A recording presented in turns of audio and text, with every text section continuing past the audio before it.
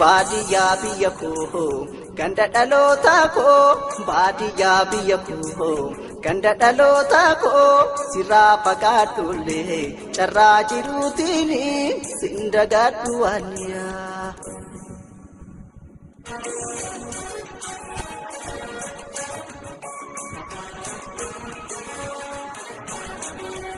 Gandiya kakile ababile kiya nadura mulata en warrakiya Gojoon keenya guddaan gubbaan faarachuunsa yaadana mulata dallaa bal'oo keessa Tulaa galabaatiif gootaraan midhaanii fagoona mul'atu tarree dhaabbatanii